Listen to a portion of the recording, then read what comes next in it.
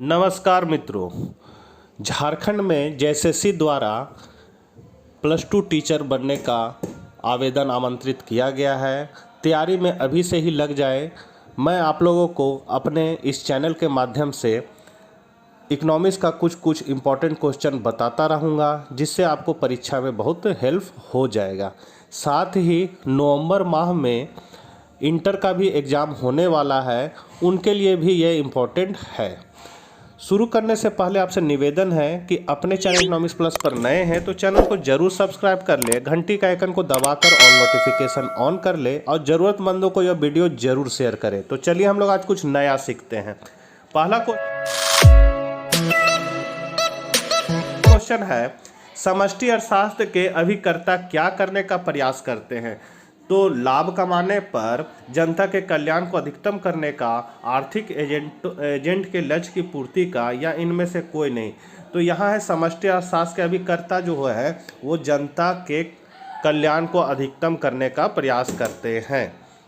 दूसरा क्वेश्चन है, किस अर्थव्यवस्था में निजी स्वामित्व होता है? तो हम लोग सभी जानते हैं पूंजीवादी अर्थव्यवस्था में क्या होता है, निजी स्वामित्व होता है, मतलब वहाँ निजी लाभ को ही ध्यान दिया जाता है। तीसरा क्वेश्चन है, एक मिश्रित अर्थव्यवस्था की केंद्रीय समस्याओं का समाधान किसके द्वारा होता है? तो यहाँ पर केंद्रीय समस्या मिश्रित अर्थव्यवस्था मतलब होगी कि वहाँ पूंजीवादी अर्थव्यवस्था भी काम कर रहा है और समाजवादी अर्थव्यवस्था भी, मतलब वहाँ सरकारी क्षेत्र भी काम कर रहे हैं और प्राइवेट क्षेत्र भी काम कर रहे हैं, दोनों काम कर रहे हैं। तो पूंजीवादी अर्थव्यवस्था में क्या होता है, बाजार तंत्र होता है, समाजवादी में योजना तंत्र होता है, साथ ही कीमत पर नियंत्रण दोनों का होता है। इसीलिए इसका ऑप्शन हो जाएगा, आपका सही आंसर हो जाएगा तीसरा का डी। चौथा क्वेश्चन है, विश्व की सभी अर्थव्यवस्थाएं कैसी अर्थव्यवस्थाएं हैं? तो विश्व की जो ज़्यादातर अर्थव्यवस्थाएं हैं वो क्या है, मिश्रित है। तो यहाँ पर चौथा का हो जाएगा आपका सी। पांचवा है आपका, वस्तुओं और सेवाओं की कीमत और मात्राएं किस अर्थशास्त्र की शाखा में निर्धारित होती है? तो यहाँ पर हो जाएगा वस्तु और सेवाओं की कीमत और मात्रा, मतलब वस्तु और सेवा का जो भी कीमत का निर्धारण होता है वो हमेशा याद रखिएगा व्यष्टि अर्थशास्त्र में होता है। व्यष्टि अर्थशास्त्र में उपभोक्ता का व्यवहार का अध्ययन होता है, मांग पूर्ति का अध्ययन होता है, कीमत का अध्ययन होता है। तो यहाँ कीमत और मात्रा है, इसका मतलब व्यष्टि अर्थशास्त्र हो जाएगा पांचवा का बी। छठा है, इकोनॉमिक्स कंसिक्वेशन ऑफ द पीस किसके द्वारा लिखी पुस्तक है? तो ये आपका है जॉन मेडाल्ड केन्स द्वारा है। 1919 ईस्वी में अपना ये किताब लिखे थे जॉन मेडाल्ड केन्स, जिनको आधुनिक अर्थशास्त्र का जन्मदाता भी माना जाता है। इनकी सुप्रसिद्ध पुस्तक है the general theory of employment, interest and money, जिसको इन्होंने 1936 ईस्वी में लिखा था। सातवां क्वेश्चन है, निम्न में कौन आर्थिक समस्या है? तो आर्थिक समस्या है सीमित संसाधन, अनंत इच्छाएं, आवश्यकता की पूर्ति के लिए सीमित संसाधनों का उत्कृष्ट उपयोग, इनमें से कोई नहीं। तो यहाँ पर हो जाएगा सातवां का हो जाएगा सी। आठवां है, अर्थव्यवस्था में निम्न में कौन सरकार की भूमिका नहीं है? तो सरकार की भूमिका हम लोग जानते हैं, लाभ कमाना सरकार का भूमिका नहीं होता है, उसका भूमिका होता है अधिक से अधिक सामाजिक कल्याण करने का। तो इसमें नहीं है पूछा है, इसलिए हो जाएगा लाभ कमाना। नौवां है, समष्टि अर्थशास्त्र के अध्ययन का क्षेत्र क्या होता है? तो यहाँ जब भी व्यक्तिगत इकाई का अध्ययन हो तो व्यष्टि अर्थशास्त्र होता है। यहाँ व्यक्तिगत लिखा, यहाँ भी व्यक्तिगत, यहाँ भी व्यक्ति, यहाँ लिखा है संपूर्ण अर्थव्यवस्था का उत्पादन। तो संपूर्ण का जब अध्ययन होगा, मतलब व्यापक अध्ययन होगा, तो वहाँ समष्टि अर्थशास्त्र है, इसलिए नौवां का हो जाएगा आपका डी। 10वां है, निम्न में कौन महामंदी का लक्षण नहीं है? तो महामंदी का लक्षण आपका नहीं है कौन? तो कीमत का बढ़ता स्तर, ये महामंदी का लक्षण नहीं है, क्योंकि अगर कीमत बढ़ रहा है तो इससे क्या हो रहा है, व्यवसायियों को लाभ हो रहा है, उसमें काम करने वाले आदमी लोग का आय बढ़ेगा, तो ये सब फायदा है, तो ये महामंदी के लक्षण नहीं हो सकते हैं। 11 है, अर्थव्यवस्था में उत्पादन के संसाधनों का स्वामित्व किस क्षेत्र के पास होता है? तो देखिए, उत्पादन के जो संसाधन है वो आपका परिवार के क्षेत्र के पास रहता है। वो क्या करता है, फर्म को या उत्पादक क्षेत्र को अपना साधन देता है, भूमि श्रम पूंजी प्रबंध देता है। और उसके बदले उसको वो भुगतान भी करता है। फर्म क्या करता है, उससे वस्तु और सेवा बना कर फिर परिवार क्षेत्र को ही बेचता है और परिवार क्षेत्र फिर उसको भुगतान करता है। तो ये जो संसाधनों का स्वामित्व का क्षेत्र पूछ रहा है तो ये है कहाँ, परिवार क्षेत्र पास रहता है। 11 का डी हो जाएगा। और 12 का होगा अर्थव्यवस्था में निवेश का कार्य किस क्षेत्र द्वारा किया जाता है। यहाँ निवेश करने का बात हो रहा है तो निवेश आपका हो जाएगा उत्पादन क्षेत्रक फर्मों द्वारा। 12 का हो जाएगा सी। 13 है किसने कहा अर्थशास्त्र धन का विज्ञान है। बहुत इंपॉर्टेंट क्वेश्चन है, हम लोग सभी बच्चा से ही इसको पढ़ते आ रहे हैं कि एडम स्मिथ का है कहना कि अर्थशास्त्र क्या है, धन का विज्ञान है। तो 13 का हो जाएगा डी। 14 है माइक्रोज जिसका अर्थ होता है छोटा, निम्न में कौन सा शब्द है। तो ये है आपका ग्रीक शब्द। 14 का हो जाएगा आपका बी। सबसे पहले माइक्रो शब्द का प्रयोग करने वाले हैं तो ये प्रयोग करने वाले हैं रैगनर फ्रिश। रैगनर फ्रिश ने ही माइक्रो और मैक्रो को 2 भागों में बांटा है। तो यहाँ हो जाएगा रैगनर फ्रिश।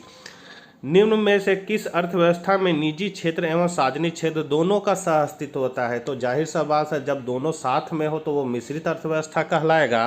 तो 16 का हो जाएगा बी।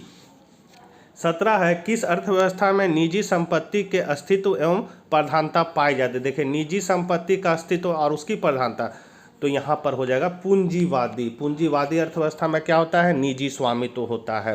तो यहाँ आपका हो जाएगा 17 का सी। 18 है अर्थव्यवस्था की केंद्रीय समस्या कौन सी है। तो यहाँ हो जाएगा साधनों का आवंटन भी है, साधनों का कुशलतम उपयोग भी है, आर्थिक विकास भी है, तीनों है, इसलिए इनमें से सभी हो जाएगा 18 का डी। 19 है व्यष्टि अर्थशास्त्र अध्ययन करता है। तो व्यष्टि अर्थशास्त्र हमेशा व्यक्तिगत इकाइयों का अध्ययन करता है तो इसलिए 19 का हो जाएगा यहाँ ए। 20 है एक व्यक्ति के पास संसाधन होते हैं तो उसके पास संसाधन क्या होते हैं, सीमित होते हैं। साधन सीमित है लेकिन आवश्यकताएं क्या होती हैं, अनंत होती है। यहाँ साधन पूछ रहा है कि व्यक्ति का संसाधन क्या होते हैं, तो सीमित मात्रा में होते हैं। 21 है पूंजीवादी अर्थव्यवस्था की केंद्रीय समस्या का समाधान होता है। तो केंद्रीय सरकार द्वारा, मूल्य तंत्र द्वारा, केंद्रीय नियोजन द्वारा, पूंजीपति द्वारा। तो केंद्रीय समस्या पूंजीपति का ही वर्चस्व रहता है। निजी लाभ कमाना है तो वहाँ पूंजीपतियों द्वारा ही इसकी समस्या को सॉल्व किया जाता है। 22 नंबर क्वेश्चन है वह तालिका जिसमें उपभोक्ता द्वारा विभिन्न कीमतों पर मांगी गई मात्राओं को दर्शाया जाता है उसे कहते हैं। तो उसे हम लोग कहते हैं उपभोक्ता मांग अनुसूची। देखिए उपभोक्ता, तो यहाँ पर उपभोक्ता लिखा हुआ है और वह विभिन्न कीमतों पर मांगी गई मात्रा, तो यहाँ मांगी गई मतलब मांग कर रहा है तो उपभोक्ता मांग अनुसूची हो जाएगा। 23 है निम्नलिखित में कौन सी आर्थिक क्रियाएं अर्थशास्त्र की अध्ययन सामग्री के अंतर्गत सम्मिलित की जाती है। तो यहाँ हो जाएगा असीमित आवश्यकताओं से जुड़ी आर्थिक क्रियाएं, सीमित साधनों से जुड़ी आर्थिक क्रियाएं, सी ए और बी दोनों, इनमें से कोई नहीं। तो यहाँ पर ए सी हो जाएगा आपका, ए और बी दोनों। 24 है निम्नलिखित में कौन उत्पत्ति का साधन नहीं है। तो उत्पत्ति के साधन हम लोग जानते हैं भूमि, श्रम, पूंजी, प्रबंध, साहस होता है, मुद्रा तो नहीं होता है। तो इसलिए 24 का हो जाएगा आपका सी, मुद्रा उत्पत्ति का साधन नहीं है। 25 है अर्थव्यवस्था की केंद्रीय समस्या कौन सी है। तो यहाँ क्या, कैसे, किसके लिए, ये अर्थव्यवस्था की केंद्रीय समस्या थी। क्या मतलब क्या उत्पादन किया जाए, कैसे मतलब कौन तकनीक से उत्पादन किया जाए, मतलब श्रम प्रधान तकनीक अपनाए कि पूंजी प्रधान तकनीक अपनाए, और किसके लिए उत्पादन किया जाए। तो ये तीनों समस्या है, इसीलिए यहाँ हो जाएगा आपका डी, उपयुक्त सभी। 26 नंबर क्वेश्चन है व्यष्टि अर्थशास्त्र अध्ययन है। तो व्यष्टि अर्थशास्त्र में क्या अध्ययन होता है। तो यहाँ पर व्यष्टि अर्थशास्त्र में क्या अध्ययन होता है, व्यक्तिगत इकाई का। तो यहाँ पर राष्ट्रीय आय नहीं हो सकता, राष्ट्रीय उत्पादन भी नहीं हो सकता, इनमें से सभी नहीं हो सकता। तो आपका क्या हो सकता है, एक विशिष्ट फर्म का। तो 26 को हो जाएगा सी। 27 है वह तालिका जिसमें उत्पादक, देखिए उत्पादक मतलब क्या हुआ, जो सामान बनाता है, द्वारा विभिन्न कीमतों पर बेची गई मात्राओं को, तो उत्पादक क्या करता है, बाजार में पूर्ति करता है। तो उत्पादक और बेची गई मात्रा, तो क्या हो जाएगा, उत्पादक पूर्ति अनुसूची द्वारा दिखाएंगे। तो यहाँ हो जाएगा 27 का आपका डी। 28 है निम्न में किस अर्थव्यवस्था में कीमत एवं नियोजन तंत्र मिलकर केंद्रीय समस्याओं का समाधान किया जाता है। तो यहाँ पर आपका हो जाएगा किस अर्थ में, कीमत एवं नियोजन। जहाँ पर कीमत आ गया तो वहाँ पर हो जाएगा आपका पूंजीवादी अर्थव्यवस्था। 29 है, विभिन्न कीमतों पर बाजार में मौजूदा सभी। इसमें थोड़ा सा कन्फ्यूजन है, यहाँ पर हो रहा है निम्न में किस अर्थव्यवस्था में कीमत एवं नियोजन तंत्र, नियोजन मतलब योजना, मिलकर केंद्रीय समस्याओं का समाधान करते हैं। तो यहाँ पर तो ऐसे पूंजीवादी अर्थव्यवस्था होना चाहिए, लेकिन मिश्रित भी हो सकता है, क्योंकि यहाँ कीमत और नियोजन दोनों आ जा रहा है, तो मिश्रित भी हो सकता है। लेकिन मेरे हिसाब से तो पूंजीवादी अर्थव्यवस्था लग रहा है। आपके हिसाब में क्या है वो आप हमको कमेंट बॉक्स में ज़रूर बताइएगा। 29 नंबर को देखते हैं हम लोग, विभिन्न कीमतों पर मौजूद उत्पादकों द्वारा, ये तो हो गया कि नहीं हुआ है ना, 29 हो गया। विभिन्न कीमतों पर बाजार में मौजूदा सभी उत्पादकों द्वारा बेची जाने वाली मात्राओं को दर्शाने वाली तालिका को कहते हैं। तो इसको हम लोग क्या कहते हैं, बाजार में मौजूदा सभी उत्पाद, तो बाजार पूर्ति अनुसूची कहते हैं। बाजार यहाँ पर आ गया है ना, तो बाजार पूर्ति अनुसूची कहेंगे। बाजार पूर्ति अनुसूची क्या हुआ है कि दिए हुए कीमत पर जितने उत्पादक अपना पूर्ति करते हैं सभी को अगर हम लोग जोड़ दें तो वो बाजार पूर्ति कहलाता है। 30 है, निम्न में कौन अर्थव्यवस्था की केंद्रीय समस्या नहीं है, यहाँ है छूट गया, कौन नहीं है। तो क्या किस विधि से किसके लिए, तो क्या कैसे किसके लिए तो समस्या है। विदेशी व्यापार कैसे बढ़ाएं ये समस्या नहीं है, तो 30 का हो जाएगा बी। 31 है, विभिन्न कीमतों पर बाजार में मौजूदा सभी उपभोक्ताओं द्वारा खरीदी जाने वाली मात्राओं को दर्शाने वाली तालिका को कहते हैं। तो हम लोग क्या कहते हैं, बाजार में मौजूदा सभी, तो ये हो जाएगा आपका बाजार मांग अनुसूची। 31 का हो जाएगा डी। 32 है, अर्थव्यवस्था को वर्गीकृत किया जा सकता है, तो वर्गीकृत किया है पूंजीवादी या बाजार, मिश्रित अर्थव्यवस्था, केंद्रीय नियोजन या समाज, इनमें से सभी। तो बाजार को हम लोग इनमें से सभी हो जाएगा आपका।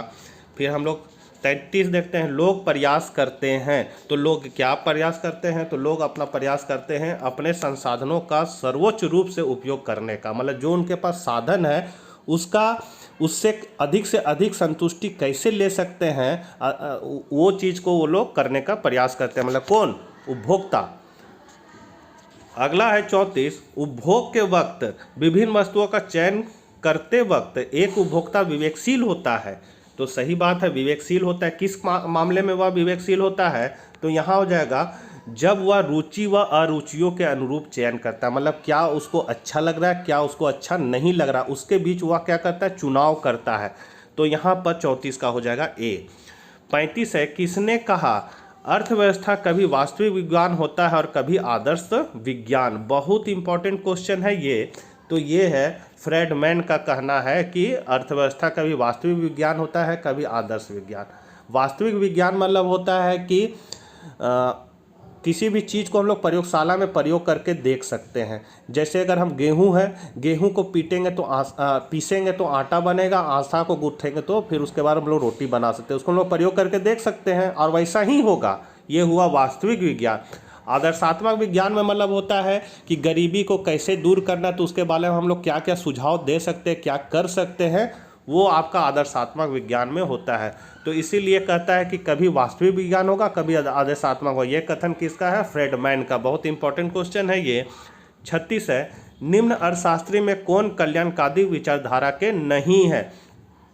तो आपका कल्याणकारी विचारधारा कौन नहीं है, मार्शल है, पिगू भी है और कौन है, केनन भी है। यहाँ आपका जेबी से जो है वो कल्याणकारी विचारधारा के अर्थशास्त्री नहीं है। 37 है, व्यष्टि अर्थशास्त्र में सम्मिलित होता है। तो व्यष्टि में होता है व्यक्तिगत इकाई, छोटे छोटे चर, व्यक्तिगत उपयुक्त, सभी हो जाएगा। 37 का आपका हो जाएगा डी। 38 है, उपभोक्ता व्यवहार का अध्ययन किया जाता है। तो उपभोक्ता व्यवहार का अध्ययन हमेशा सूक्ष्म अर्थशास्त्र में किया जाता है। 39 है, व्यष्टि अर्थशास्त्र का वैकल्पिक नाम है। तो इसका क्या नाम है, कीमत सिद्धांत भी इसको बोला जाता है। फिर है 40, व्यष्टि अर्थशास्त्र की शाखाएं कौन सी है। तो व्यष्टि अर्थशास्त्र की शाखा वस्तु कीमत निर्धारण, साधन कीमत निर्धारण, आर्थिक कल्याण, तीनों है, इसलिए इसका आंसर हो जाएगा आपका डी। 41 है उत्पादन के निम्न में कौन से साधन है? भूमि, श्रम, पूंजी, तीनों है तो इसलिए इसका हो जाएगा डी। 42 है आर्थिक क्रियाओं के अध्ययन के संदर्भ में अर्थशास्त्र को दो शाखाओं व्यष्टि और समष्टि में निम्न में किसने विभाजित किया? तो हम लोग सभी जानते हैं व्यष्टि और समष्टि में बांटने का काम रैगनर फ्रिश ने किया था। बहुत इंपॉर्टेंट क्वेश्चन है, इसको बढ़िया से आप लोग याद कर लीजिए। 43 है अर्थशास्त्र चयन का तर्कशास्त्र है, किसने कहा था? तो चयन का तर्कशास्त्र है ये रॉबिन्स ने कहा था, तो ये आपका सी हो जाएगा। मतलब अर्थशास्त्र धन का विज्ञान है, एडम स्मिथ ने कहा था। अर्थशास्त्र भौतिक कल्याण का विज्ञान है, मार्शल ने कहा था। और अर्थशास्त्र चयन का विज्ञान है, ये आपका रॉबिन्स ने कहा था। 1932 में अपना किताब लिखे थे एक सिग्निफिकेंस ऑफ इकोनॉमिक साइंस, उसमें उन्होंने ये बात को कहा था। उसके बाद है अर्थशास्त्र के जनक कौन है? तो सब जानते हैं, इसको बताने का जरूरत नहीं, इसको आप लोग देख लीजिए अपने से, एडम स्मिथ तय होगा। 45 है अर्थशास्त्र की कल्याण संबंधी परिभाषा के जन्मदाता है। अभी जस्ट बताए हैं कि भौतिक कल्याण मतलब कल्याण संबंधी परिभाषा आपका कौन दिए थे? मार्शल दिए थे। फिर है 46 किसके अनुसार अर्थशास्त्र मानव कल्याण का विज्ञान है? तो मानव कल्याण का विज्ञान है, ये मार्शल के अनुसार हो जाएगा। फिर है 47 व्यष्टि अर्थशास्त्र में निम्न में किसका अध्ययन किया जाता है? तो इनमें से सभी हो जाएगा। 47 का डी हो जाएगा आपका, इनमें से सभी। फिर है अंग्रेजी का शब्द मैक्रो ग्रीक भाषा मैक्रोस से लिया गया, जिसका अर्थ क्या आता है? मैक्रो है, तो मैक्रो क्या हो जाएगा आपका? व्यापक हो जाएगा। 48 का आपका हो जाएगा बी। माइक्रो हो जाएगा सूक्ष्म, वो भी ग्रीक शब्द से ही लिया गया है माइक्रो, और ये है आपका मैक्रो। मैक्रो मतलब समष्टि अर्थशास्त्र मतलब व्यापक अर्थशास्त्र भी हम लोग इसको बोल सकते हैं। 39 है किस अर्थव्यवस्था में कीमत यंत्र के आधार पर निर्णय लिए जाते हैं? तो हम लोग सभी जानते हैं कीमत यंत्र जहां आ गया मतलब पूंजीवादी अर्थव्यवस्था हो जाएगा। फिर समष्टि अर्थशास्त्र के अंतर्गत निम्न में किसका अध्ययन किया जाता है? तो समष्टि अर्थशास्त्र में आपका राष्ट्रीय आय का अध्ययन किया जाता है। फिर आपका पूर्ण रोजगार का भी अध्ययन किया जाता है, कुल उत्पादन मतलब समग्र का भी अध्ययन किया जाता है, इसलिए आपका उपयुक्त सभी हो जाएगा। 50 का हो जाएगा डी। 51 है आर्थिक समस्या मूलतः किस तथ्य की समस्या है? तो ये है आर्थिक समस्या क्यों होती है? तो चुनाव की। 52 है निम्नलिखित में कौन सा कथन सत्य है? तो ये हमारी आवश्यकता सदा संसाधनों से अधिक होती है। सही बात है, हमारी आवश्यकता क्या होती है? अनंत होती, जबकि साधन हमारे पास सीमित होते हैं। तो 52 का हो जाएगा क। 53 है उस भौतिक समस्या का नाम बताए जिसके कारण अर्थशास्त्र अध्ययन की एक विषय सामग्री के रूप में उभरा है। तो यहाँ पर आपका हो जाएगा वो समस्या है दुर्लभता। 53 का हो जाएगा सी। 54 है निम्नलिखित में किसे व्यष्टि अर्थशास्त्र के अंतर्गत अध्ययन किया जाता है? तो यहाँ व्यष्टि अर्थशास्त्र के अध्ययन किया जाता है। व्यष्टि बेरोजगारी नहीं हो सकता, समष्टि प्राथमिक क्षेत्र। यह हो जाएगा 54 का कपड़ा उद्योग। 55 है निम्नलिखित में किसे समष्टि अर्थशास्त्र के अंतर्गत अध्ययन किया जाएगा? समष्टि आ गया तो यहाँ पर हो जाएगा आपका राष्ट्रीय आय। राष्ट्रीय आय क्या हो गया? समष्टि अर्थशास्त्र के अंतर्गत अध्ययन किया जाएगा, क्या कि यहाँ बहुत बड़ा है। राष्ट्रीय आय का मतलब पूरा राष्ट्र का हमको आय जानना है। फिर है 56 बाजार अर्थव्यवस्था में उत्पादन के लिए किया जाता है। तो बाजार में हमेशा उत्पादक उत्पादन क्यों करना चाहेगा? तो लाभ कमाने के लिए करना चाहेगा, कल्याण करने के लिए थोड़ी। तो इसीलिए 56 का आपका हो जाएगा ए। 57 है आपका क्या उत्पादन किया जाए का निर्णय लेने के लिए सिद्धांत क्या है? तो जहां समग्र उपयोगिता अधिकतम हो, जहां बिना किसी को बदतर किए और जहां लागत न्यूनतम हो, उपरोक्त सभी। तो यहाँ 57 का आपका हो जाएगा ए, जहां समग्र उपयोगिता अधिकतम हो। उसका कैसे उत्पादन किया जाए का निर्णय लेने के लिए सिद्धांत क्या है? तो इसका आपका हो जाए कैसे उत्पादन किया जाए। तो कैसे मतलब जिसमें हमको लागत कम से कम पड़ा जाए, उसी तकनीक से हम लोग उत्पादन करेंगे। मतलब श्रम प्रधान और पूंजी प्रधान में हमको चुनाव करना है कि कैसे उत्पादन किया जाए। तो जिसमें हमको लागत कम पड़ेगा तो यहाँ 58 का हो जाएगा ग। फिर है आपका 59 किसके लिए उत्पादन किया जाए? तो यहाँ किसके लिए उत्पादन किया जाए मतलब जहाँ बिना किसी को बदतर किए, बिना किसी को बेहतर ना किया जा सके। तो 59 का हो जाएगा आपका ख। फिर 60 है केंद्रीय योजनाबद्ध अर्थव्यवस्था में केंद्रीय समस्या का समाधान क्या होता है? तो इसका समस्या का समाधान होता है आपका सरकार द्वारा नियुक्त केंद्रीय अधिकारी के द्वारा। फिर है बाजार अर्थव्यवस्था में केंद्रीय समस्या का समाधान द्वारा होता है। तो बाजार में होता है कीमत यंत्र द्वारा, कीमत तंत्र द्वारा समाधान होता है। 61 का क हो जाएगा। 62 का हो जाएगा आपका पीपी वक्र बाईं ओर कब खिसकेगा। पीपी वक्र जो है ये है आपका दाहिनी ओर हो गया, ये हो गया आपका बाईं ओर। तो बाईं ओर कब खिसकेगा, तो इसका हो जाएगा जब संसाधनों का विनाश हो, मतलब संसाधन कम होने लगे, खत्म होने लगे, तो पीपी वक्र क्या हो जाएगा, बाईं ओर खिसक जाएगा। तो यहाँ 62 का हो जाएगा ग। 63 है एक अर्थव्यवस्था में शिक्षा का महत्व जानकर लोगों ने अपने बच्चों की शिक्षा पर बहुत ध्यान देना शुरू कर दिया। इससे उत्पादन संभावना वक्र पर क्या प्रभाव पड़ेगा। तो उत्पादन संभावना वक्र शिक्षा पर अधिक महत्व जानकर किया तो उत्पादन संभावना वक्र क्या होगा, अपनी दाईं ओर खिसक जाएगी, मतलब उत्पादन संभावना वक्र बढ़ेगा, इसलिए 63 का हो जाएगा क। 64 है आपका पीपी वक्र नतोदर क्यों होता है। तो इसके पीछे मुख्य कारण है बढ़ती हुई सीमांत अवसर लागत के कारण, मतलब बढ़ती हुई सीमांत अवसर लागत के कारण आपका पीपी वक्र, ये पीपी वक्र है, ये अक्ष है, अक्ष की ओर क्या होता है, नतोदर होता है। इसका फॉर्मूला होता है -y/x। फिर संसाधनों के कारण पूर्ण रोजगार के बावजूद एक अर्थव्यवस्था पीपी वक्र के नीचे कार्यशील हो सकती है यदि क्या है, तो संसाधनों की प्रकृति हो, संसाधनों मानवकृत हो, संसाधनों का कुशलता प्रयोग ना हो रहा हो, तकनीक पुरानी हो। तो यहाँ हो जाएगा सी, संसाधनों का कुशल प्रयोग ना हो रहा हो।